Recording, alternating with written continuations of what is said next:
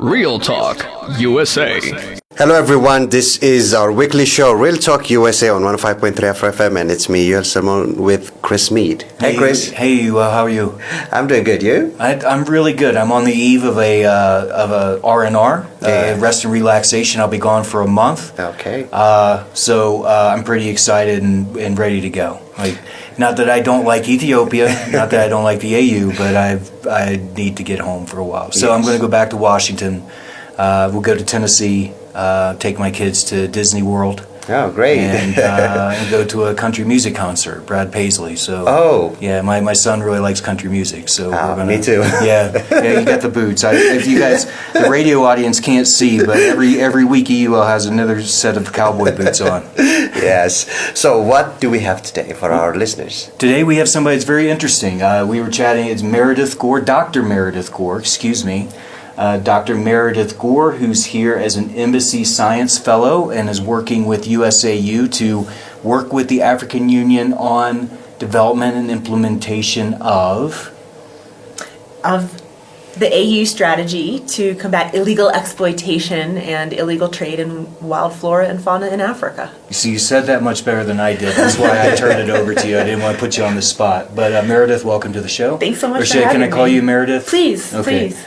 So we were just chatting before we went on the record about everything that's very interesting. It's a topic that it's not an intuitive topic for most people because most people understand hunger, most people understand war, most people understand taxes or disease. But when it comes to the topic of wildlife trafficking, I don't know if it's because humans have always sort of had this relationship with animals where we are using them for something, and so we don't really think about them as something that needs to be protected. But when we were talking, I didn't know before we went on today that wildlife trafficking is the fourth largest criminal activity in the world. Illegal black market, yeah.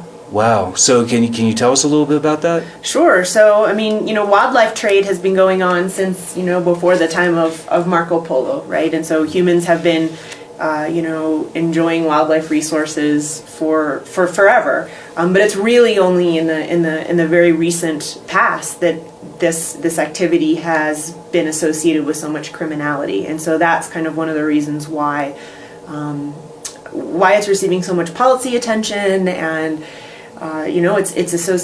this fourth largest, estimate is after black market and guns, drugs, and humans. And so wildlife trafficking is associated with all sorts of different types of criminality. So you have illegal border crossing. Sometimes, we're concerned that wildlife trafficking does converge with these other crimes. There's issues of corruption, ideas about drug trafficking organizations or extremist organizations, potentially. just organized crime groups and criminal syndicates, and it undermines sustainable development investments. It overlaps with legal trade, and it's just associated with all sorts of criminality, and that's one of the reasons why it's receiving so much attention today. It's also really affecting wildlife populations, and so all of the conservation efforts associated with wildlife populations are threatened by this activity. I didn't know this before we went on either. The wildlife trafficking became a focus of the Trump administration? Yeah, so in 2013, the United States under the Obama administration first started, to my knowledge, in 2013, the Obama administration issued this executive order on the U.S. strategy to combat wildlife trafficking, and there's been a number of policy developments since then. In February of 2017, the Trump administration issued an executive order on transnational organized crime. And so this was an EO on transnational organized crime that actually mentioned wildlife. So it talked about how all the negative effects of transnational organized crime, and so it identified guns, drugs, humans, and wildlife as being these TCOs, these transnational crimes that do all these kind of bad things that I just mentioned. And so we'll get into a little bit of your background, very interesting background, in a second. But that surprised you. I mean, I don't know if it surprised you, but that's the first. Why do you think that became? Why do you think that's an issue now? Yeah. How are people becoming aware of this? What's going on? It's interesting that it's an interesting question because wildlife conservation is something that, at Michigan State, University, I'm in a Department of Fisheries and Wildlife. So there are people that get degrees in ecology and conservation biology, but it's only recently that criminologists and computer scientists and others are starting to be interested in wildlife trade. And it's because it touches so many different aspects of our society. So one of the ways that the United States thinks about wildlife trafficking, and this is in most of our policy documents, is to think about the source, transit, and destination locations or demand locations. And so you can think about the supply routes and the illicit supply chains. You can think about supply chain disruption. You can think about illicit networks. Think about social media and the role that plays in trafficking wildlife. And then this gets back to why this is relevant to the continent of Africa and why I've been able to support the AU this summer is, the AU has this strategy, on illegal wildlife trade. And Africa is both a source, transit, and destination location for illegally trafficked wildlife products. Certainly products transit off the continent and there's demand outside the continent.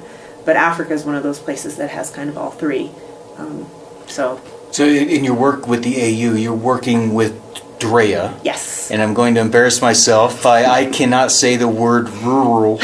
Rural. So Department of Rural.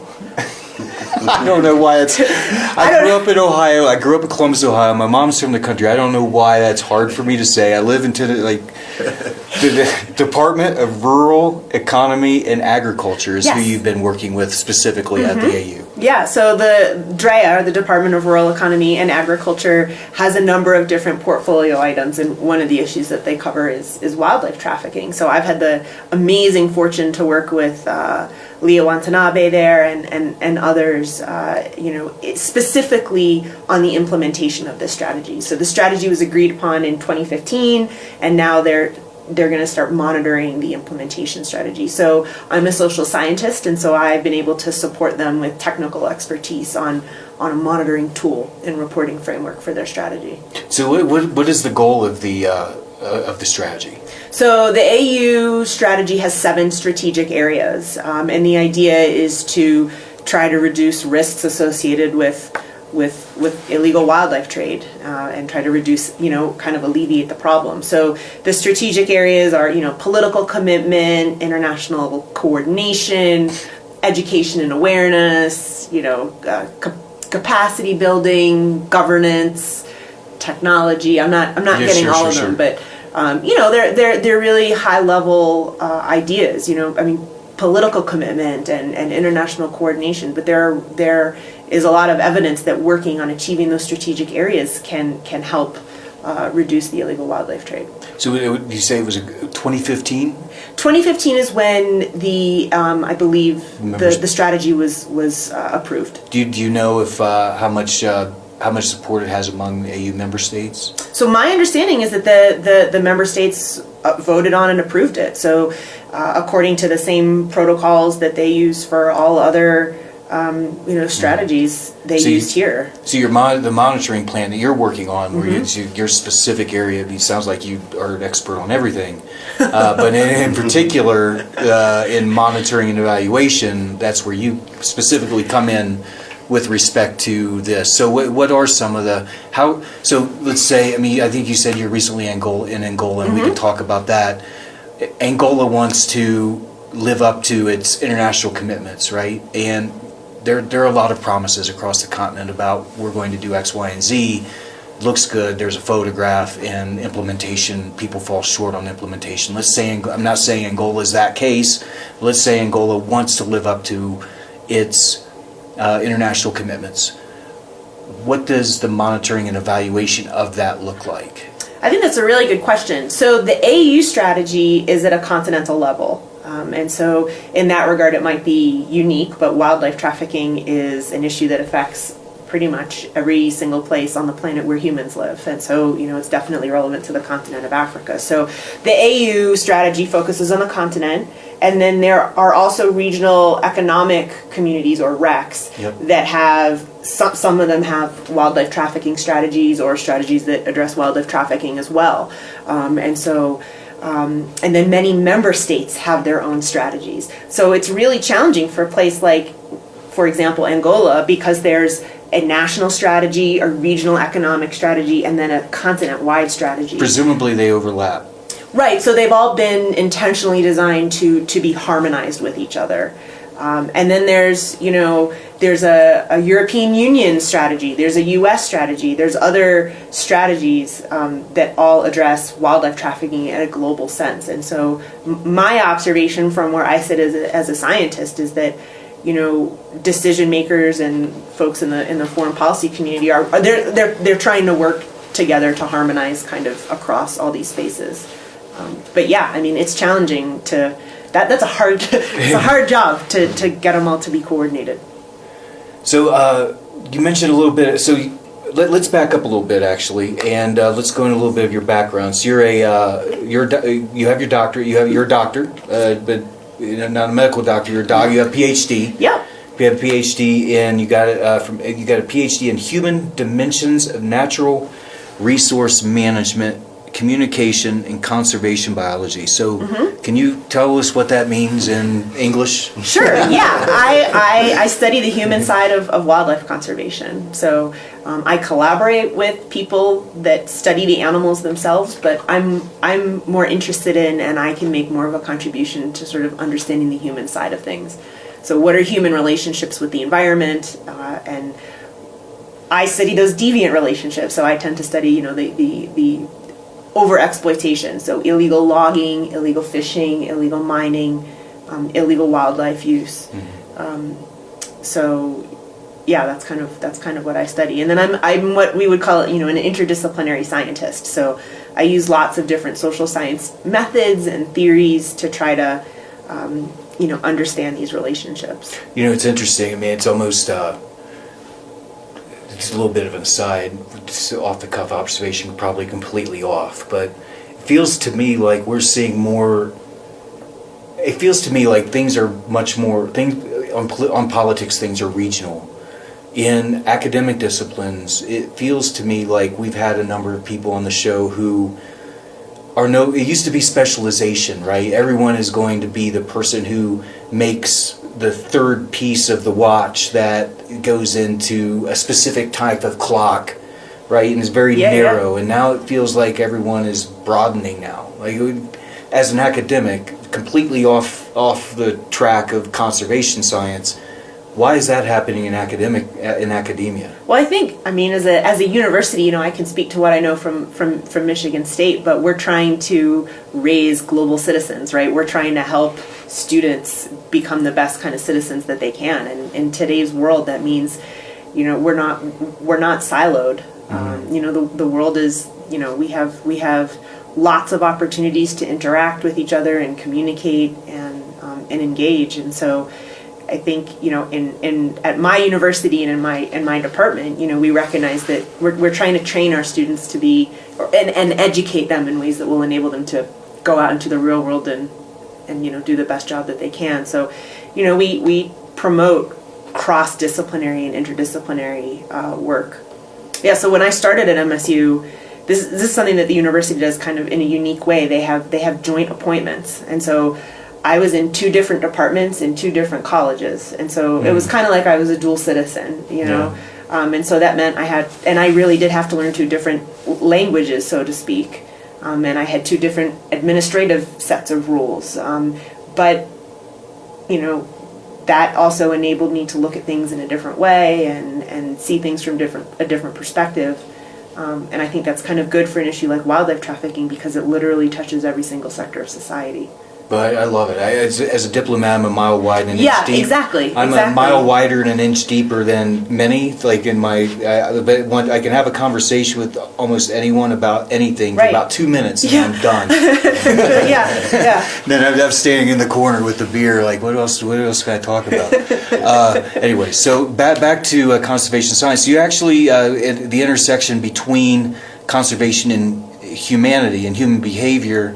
you have a website. It's www.conservationcriminology.com. Yeah.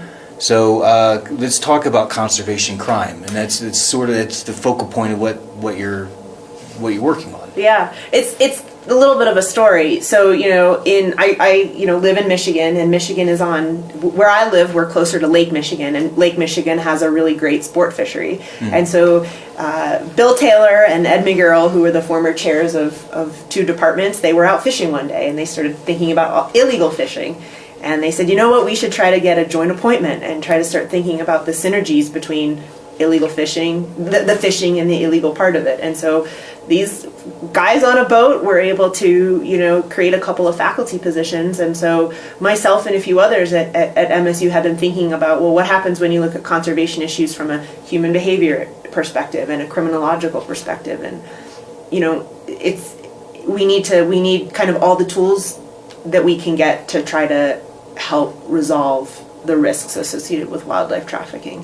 So it kind of just opens up, it's not a silver bullet, it's not going to save the world, but I think it opens up new ways of thinking about the problem and maybe new solutions. So let's talk about the problem. Yeah, sure. And then we can talk about some of the solutions. So why should your listeners care about trafficking in elephants or whatever it is?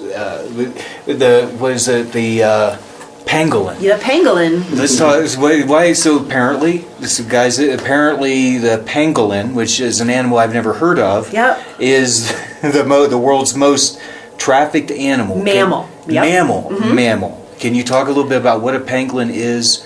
Why should your listeners care about pangolin trafficking? Sure. So I'm a social scientist, but pangolins are kind of like anteaters, and they are scaly. What do they eat? They eat insects and kind of grubs, and many Just of them. like a mix between an anteater maybe and an armadillo. They kind of look like a scaly anteater. How big are they? Well, there's many different species in Africa, but maybe anywhere but 7 kilograms, give or take, maybe smaller. And they're cute. You can Google them, and when they're scared, they kind of roll up into a ball. And so they're not aggressive. They pose absolutely no threat to humans at all. Have you heard of a pangolin before? No. Do you know what this animal is? This is the first No, time. so you should Google them, and so We don't see them in Bole, right? I just see them. I don't know, but it's interesting. So there's many species of pangolin in Africa, and so traditionally people eat pangolin, and but what's happening now is that they're the world's most trafficked mammal, and so they're trafficked for their meat. They show up in pangolin soup, pangolin wine, and then their scales are made out of keratin, which is the same material as our fingernails and our hair, and also rhino horn. And so, sometimes you see jewelry like an amulet or earrings, pangolin scale earrings, but then also traditional Chinese medicine uses kind of like powdered pangolin scale in a host of different, treatments. And so, these animals are trafficked illegally all over the world. Why illegally? Is there a legal market for pangolin? So pangolins are now listed under the Convention on International Trade in Endangered Species. So CITES, at the last CITES meeting, which was in South CITES? Africa, the Convention on International Trade in Endangered Flora and Fauna. And so what happens is if you're an animal population who's threatened or vulnerable, and you have the scientific community kind of providing those estimates, you can be listed under the convention. And if you're listed, there's a whole sort of regulatory, I'm waving my hand over here, but there's a whole sort of like regulatory actions that occur. But pangolins are listed, and so that means that their trade internationally is regulated. And so we have pangolins we have seizures of scales or seizures of frozen pangolins that are made at airports. And they're not labeled appropriately, and so what's happening? Well, that trafficking is associated with corruption. Maybe there's bribery. Maybe there's taxes that aren't being paid. Maybe there's protected areas that have been illegally harvested from, or a gun or a snare that was used illegally. And then sometimes you have these animals trafficked across borders, and so there's transnational crime aspects there as well. So, and then, you have a lot of the times these animals are leaving Africa and they show up in places like, Thailand or lots of different destinations, and it's illegal. Yeah, I mean, I don't think we've been to a lot of zoos, but I don't think I've ever seen a pangolin. So it's an interesting. So as an American, I don't even know what a pangolin is. Like, how can I care about a pangolin? I don't even know what it is. Why should people care about a pangolin? Yeah, well, I mean, at a fundamental level, as an American citizen, you pay taxes, right? And so our taxes go towards sustainable development investments, and wildlife trafficking undermines our investments. The other thing is that there are legal markets all over the world, and these pangolins and rhinos and crocodiles and great apes are all trafficked alongside those legal supply routes. And so that means that there are these legal supply routes, to supply sugar, corn, rice, and those supply routes are being used by criminals. And so why should you care? If people are trafficking pangolin, what else are they trafficking? Guns, drugs, humans, gemstones, organs, artifacts. And all of a sudden wildlife is now associated with all these other forms of criminality. So I live in Michigan. We're on the border of Canada. And here's a little story for you. So I got a phone call from the U.S. Fish and Wildlife Service, and they had been working with Customs and Border Patrol, and a man had come into the United States from Canada, and he was caught with almost 1,900 turtles in a cereal box and then taped to his pants. So the newspaper byline was, how many? 900. 900. They must have been baby. They were babies, small. But they were all different species, and they go at a minimum about $1,000 each. Okay. Really? Yeah. Wow. So that's like $1 million. Okay. And some of them die. So what? You still make a lot of money from it. And so they're trafficked into the United States to then be sold as pets. And some of them are endangered species. Some of them are animals which in Michigan you're not allowed to have as pets because of disease, like salmonella. And so you have human health impacts. And so then you had illegal transportation of these animals. And so in this instance, were they alive on his leg? They were alive. And so people traffic wildlife all the time. Birds, reptiles, they traffic them in. So there's an animal welfare dimension here for sure. I do work in Madagascar, and there are plowshare tortoises, which are put in pillow sacks and then smuggled out of the country in a suitcase, a carry-on suitcase. And that's not the way that these animals are supposed to be going about their day-to-day business. See, this is the aspect I think that most people. Right. I mean, I can't claim to be. I'm just a regular guy, right? A simple diplomat that has my concerns and my interests. How do you motivate people? I mean, I think raising awareness, like being on this show, for example, is one way to raise awareness. What do you say to people who say, oh, this person's trying to get me to care about X, Y, and Z, but there's so much human suffering in this world. What's your argument? How do you get people to care? Well, I mean, I'm just a scientist, so there's a lot of really neat programs out there. There's some of my colleagues, the University of Oxford, for example, has a really neat effort on social marketing, and so they're trying to use social marketing to try to reduce demand. But I think that you can be aware of the fact that when you go to a pet store or a market, that you might be buying an illegally harvested animal. And that you should care, because not only is this animal, taken from its habitat and it damages the natural environment, but by giving money to this pet store or this person, yep, you're indirectly giving money to criminal networks. You're indirectly supporting potentially violent extremism. You're indirectly supporting drug smuggling. You're human slavery. Yeah. Indirectly. You are enabling the criminality that's associated with wildlife trafficking. Depriving governments of infrastructure to the extent that they right? Yes. And so wildlife trafficking helps to support these illegal networks. And so, it's enabling other convergent forms of crime. And so, if you go to a market here and you see, bushmeat for sale, I mean, I think the other thing that you can realize is we might try to justify, oh, it's just the holiday, the Christmas lemur, or, I'm just going to buy this one and I'm just one person. So, I'm really sick. And so if I consume this kind of medicine from an endangered species, it's just me. I'm just doing it once. But it adds up. There's a ton of people on this planet. They're doing that, yeah. And it's just one person does make a difference. And just one person, we talked about this a little bit before the show, like, before I go down that road, you mentioned we talked about why we should care. Yep. What does combating it look like?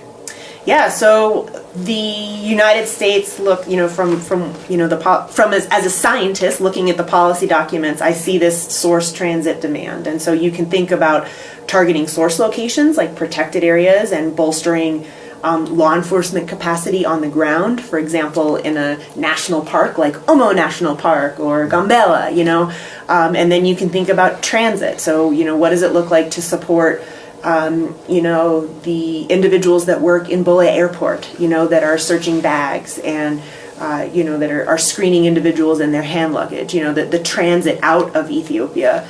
And then, demand. We know that, cheetahs are trafficked out of the Horn of Africa alive as pets to the Middle East, and so where are they going? How are they getting there? And thinking about targeting the demand side of things. So you can think about the source transit demand kind of analogy, if you will. Okay. You mentioned a little bit about being you were in Angola recently. What were you doing down there? Sure. So I was as part of my Embassy Science Fellowship, I've been supporting the African Union in their monitoring framework for their AU strategy to combat illegal wildlife trade. And so they held their second board of experts meeting in Angola last week. And so the government of Angola and the AU, held this 3-day meeting, and the individuals that were there from their member states were able to review this monitoring tool that I, helped support Drea in developing, and they discussed it, they revised it.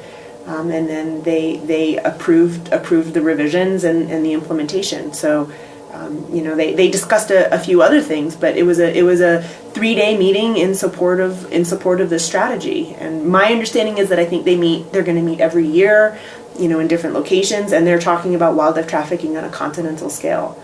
So it was a complete honor to be able to participate in a supporting role and listen and learn from all these experts from all over the continent, Algeria and Angola, from Ethiopia to Gabon. It was really neat to see the individuals in this room. Is the monitoring tool that you developed, could you discuss it in a way that would make sense to listeners?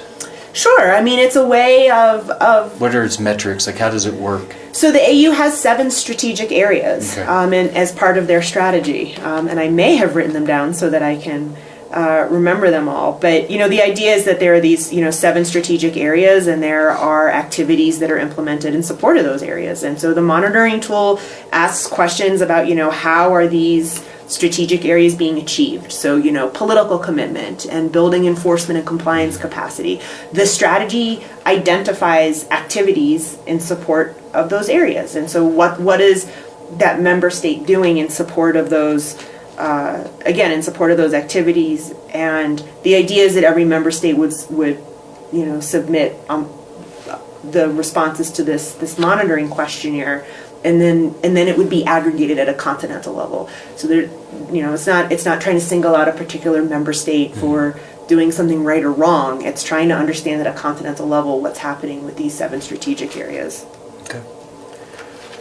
So you mentioned a little bit another animal that I have heard of this time. Yeah. The vultures. Yeah. You said that this year is the year of the bird. Who says it's the year of the bird? So I believe that, there's BirdLife International, and I think National Geographic Society has, termed it the year of the bird. And so, you think about rhinos and elephants, which are these really charismatic species, and they're violently killed, and it really makes the news. But there are a lot of other animals out there that are impacted by wildlife trafficking. And so I've had the good fortune to be supported by a number of U.S. Funding agencies. So the National Science Foundation and SISINC, which is a National Center for Synthesizing Environmental and Social Science, and there's scientists from all over the world collaborating on African vulture conservation. And so what's going on with African vultures? Let me tell you. So first of all, when poachers go and they poach rhinos and elephants, it's not uncommon for them to lace the carcass with a poison, so that when the vultures circle overhead, it's not giving kind of law enforcement an idea about where the crime scene is. They fly overhead. Let me rephrase that. So, let's work from the law enforcement perspective. Yeah. In order to help find poachers, they often will look for the vultures. Exactly. Okay. Right. So the law enforcement look for the vultures, flying overhead, and then that's one of the ways that they find the crime scene. So if you're a poacher, you lace the carcass, you kill the vultures. Crime scene. I mean, the language is so interesting. You think of a crime scene, like you see a chalk outline. Yes. I'm not making fun of this situation. Like in America, like everybody's seen the crime movies where like the murder victim is lying on the street with a chalk outline and do not cross and police tape. But it's a crime scene. That's a crime scene in America. I've never thought of a crime scene in the context of a poached animal. But that's interesting. Yeah. Well, and as a little bit of an aside, they go out there and they conduct the same crime scene investigation that they do for a homicide. And so sometimes they find bullets and they're able to link that to a gun, and then they link the gun to a criminal, and that's how one of the ways that they get the bad people. It's not uncommon for bad people to be involved in all sorts of other bad activities. So, if wildlife trafficking and poaching is associated with other bad activities, maybe by getting some of the bad guys off the streets, then we're reducing criminality all over the place. So back to vultures. Back to vultures. That's right. Fascinating. I'm sorry. So the vultures are killed directly because the poachers don't want them to signal to law enforcement that they're around, and so then you have a lot of dead vultures on the ground, and then sometimes there are some people that take vultures and they kind of smoke their brain, and so the idea. In some traditional African medicine, this muti, which is only in parts of Africa, like in southern Africa, the idea is that vultures are clairvoyant. Like, how do vultures know where a dead animal is? They must be clairvoyant. And so if I consume vulture brain, then that must make me clairvoyant. So sometimes poachers smoke vulture brains before they go out and kill an elephant, for example, because then they think that that's going to help them avoid law enforcement. They're going to know where law enforcement is. And then, maybe you're playing the lottery and you want to know what the winning numbers are. And so some people think that smoking vulture brain will help them win the lottery. And what if you smoke vulture brain from a vulture that has been laced with arsenic or something like that? So then there's these human health impacts. So It is smoking vulture brain again. Look, so let's talk about another aspect of this, which is the intersection of culture with legal prohibitions, right? I mean, how do you, as a Westerner, right, as an American, come to Africa and make this connection? Like, these people have probably been smoking vulture brain for hundreds of years, and for somebody to suddenly come in and say, you know what, no longer, because the vultures are endangered. How do you make that argument, and what are the sensitivities that go into? It can be very. I'm sure it's very controversial, right? Yeah, and thanks for asking that question. I mean, I think I'm just a scientist, so it's not my place to sort of make policy recommendations. All I do is provide answers that can help policymakers make decisions. So, what scientists are doing is trying to understand what happens to a human when they smoke arsenic laced vulture brain. What happens to vulture populations when they're when they're poached and trafficked like this. But are vultures endangered? Vultures in Africa are threatened, and so they're threatened by a whole host of activities. So those are really important questions. And so one of the things that I would say that social science can bring to the table is trying to measure and incorporate and clarify what are the ethical dimensions and cultural dimensions and traditional aspects of human wildlife relationships that should be considered in these types of issues. And it's not an easy problem, and it's not an easy solution. So I think that, just at this point, building awareness about what's happening specifically with vultures is, I think, really, and their conservation in Africa is really important. But trying to understand all the different threats and different solution options can let the people on the ground who actually manage these animals and the people that interact with them have more information to do what they're going to do with it.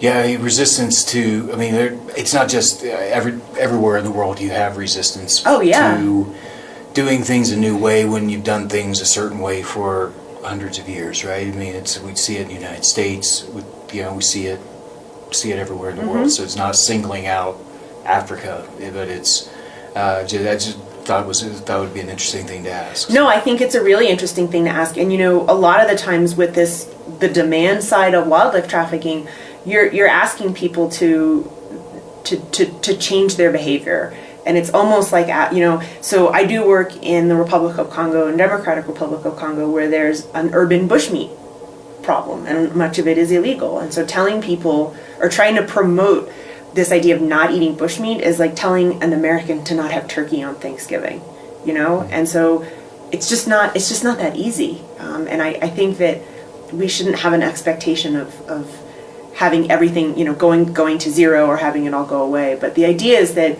we can still coexist with wildlife. We don't have to stop using them and interacting with them, but coexistence. I'm thinking, this brought to mind an issue like in South Sudan. My previous assignment was South Sudan, and I might have even told this story before, that I didn't know until I was in South Sudan and dealing with some folks of similar interests as yours and background, that they have the second largest animal migration anywhere in anywhere in the world outside the Serengeti. Yes.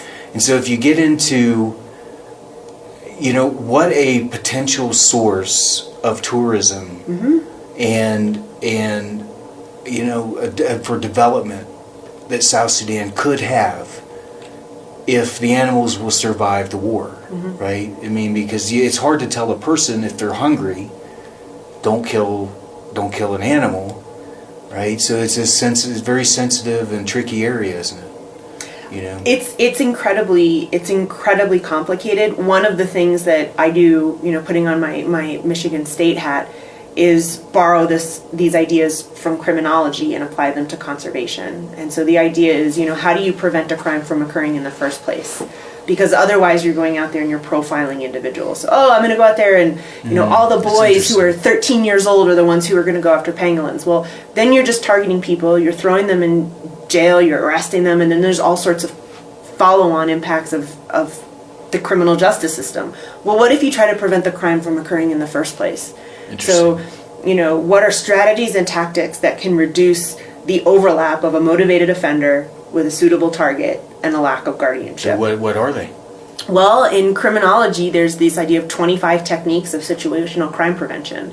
And so we've used this in urban areas like auto theft or home burglary or, other types of like larceny.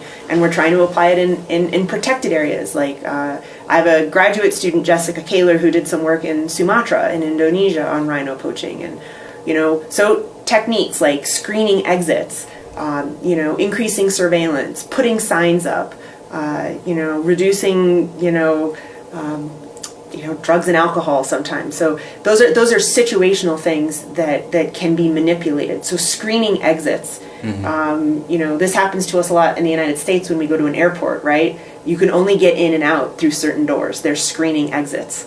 And so that's one really easy way to, and you can manipulate that without having a civil rights violation. Yeah. I'll stop right there, but that's one of the things that you can kind of manipulate. So we're implementing this and testing it in different protected areas around the world to try to again reduce the opportunity from crime from occurring in the first place.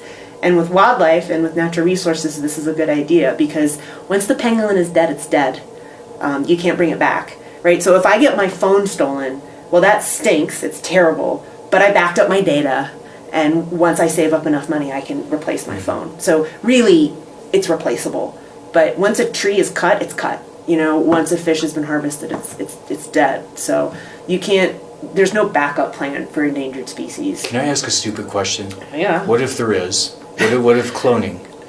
What Yeah. if it's I know it's a ridiculous. It's kind of ridiculous right now in the kind of the, like Jurassic Park. Yeah, right? yeah, Where yeah. you take the DNA, and eventually we'll get there, right? Maybe. My understanding is that we're not there now, but then you should have another guest on your show who can talk to you about like Jurassic Park type stuff. But yeah, I mean, so I do work in Madagascar where it's the only place in the world where lemurs are found, right? They're endemic. They're only found in Madagascar. Right now, to my knowledge, there's no backup plan.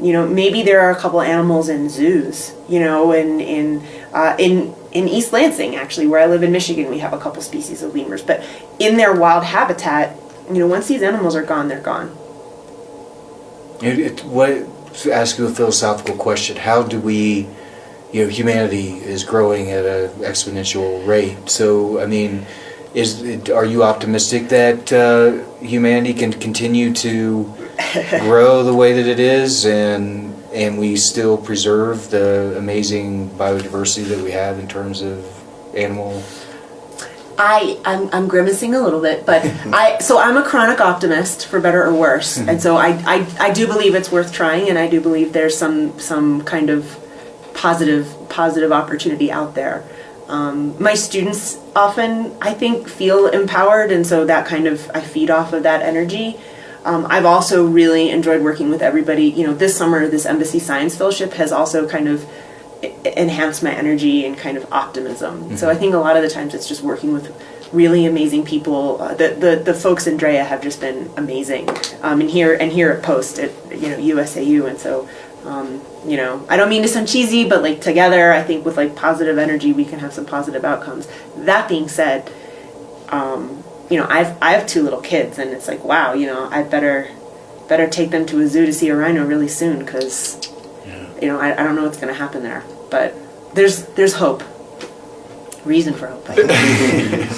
Well, on that happy note, let's talk a little bit. So, how did you come? Real quick, we're going to wrap up here. Yeah. You're an Embassy Science Fellow. How did you? What's that program all about? How did you? How are you here? How did you get here? It's such an interesting. So I applied for and received a Jefferson Science Fellowship in 2016, and so the Jefferson Science Fellowship is a program that the National Academies of Sciences run, and it's designed to embed tenured scientists at the State Department and USAID. And the idea is kind of to promote science diplomacy, right? Because science is a strategic advantage in foreign policy. So the program started in 2003, and I, landed in the Office of the Geographer and Global Issues at the State Department, and had the good fortune to work with some amazing individuals, the director Lee Schwartz and others in the office. And I landed in a place where I was able to work on a topic that I do research on, conservation crime. And through the Jefferson Science Fellowship, I was able to meet the folks here at USAU on a JSF project. And we started thinking about an Embassy Science Fellowship, and I was able to apply for it and get that to support the AU on this wildlife trafficking strategy. And so here I am. All right.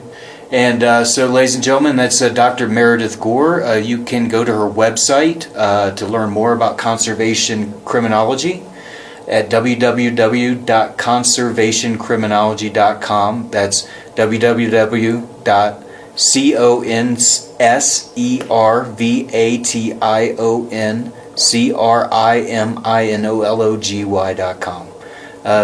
Meredith, Dr. Gore, it was very nice to meet you today. A very interesting subject. Thank you so much for being with us. Thanks for your time and having me. It was nice to chat with you both.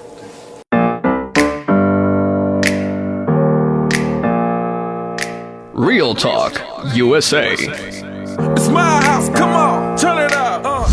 The hour where the U.S. mission to the African Union comes to you through Afro FM 105.3 to highlight the United States Partnership in Africa.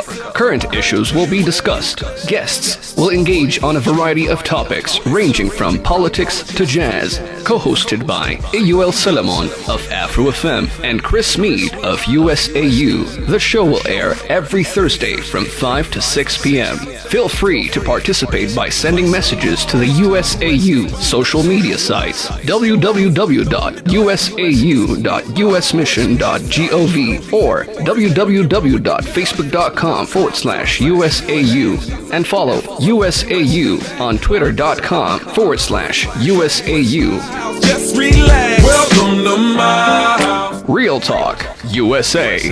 Welcome to my house. It's my house.